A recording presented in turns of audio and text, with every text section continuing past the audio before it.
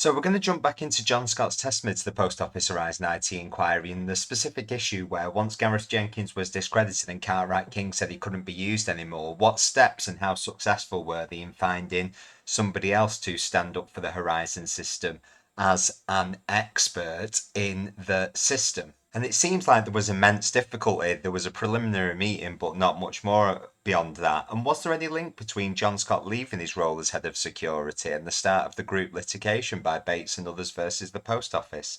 Let's jump into the inquiry. The subject matter expertise within Fujitsu had been discredited apparently by the information that he'd been given, the evidence he'd been given, and Cartwright King said he cannot be used, and therefore the Post Office needed to find another subject matter expert to support any evidence. Could you find another subject matter expert to support reliance on the Horizon system? By the time I left the Post Office, which is in 2016, no. So no expert could be found in 3 years or so to support the reliability of Horizon. Is that right? No, I wasn't really involved in those discussions, so I'm not too sure what was in the background, but as far as I'm aware, no. You were the head of security, the department responsible for investigating and submitting files for prosecution, and in your case, making decisions on prosecutions. For a short period of time, yes, I made decisions on prosecution. You must know, therefore, what was done in order to find an expert to speak to the reliability and integrity of Horizon, mustn't you? Sorry, can you repeat that? Yeah, you must know, therefore, as head of security with those responsibilities, what was done to find an expert witness who could speak to the reliability and integrity of Horizon. I was aware that there were inquiries going on. I only recall being in one meeting with an external potential SME.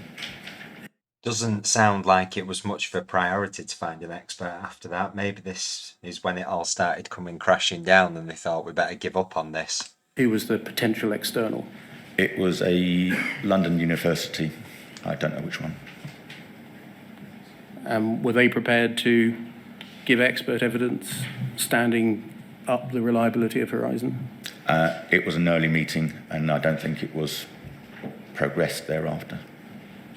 So the reason for the cessation of prosecutions was twofold. Is this right, on your recollection? Firstly, the subject matter expert from Fujitsu had been discredited, according to advice given by Cartwright King. A new expert was needed, but none could be found. Correct.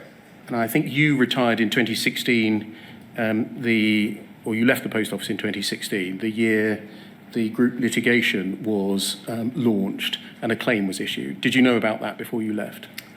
Not that I recall, no. Did you retire then, or did you move on to another job? Moved on. Was there any relationship between the commencement of the group litigation in 2016 concerning the Horizon system and the data that it produced being used for prosecutions and you leaving the Post Office? No. Because obviously that's a very interesting time for your head of security, I guess, to depart from their role at the time when the Bates et al. Versus the Post Office case was being brought. They were entirely unconnected events. Yes.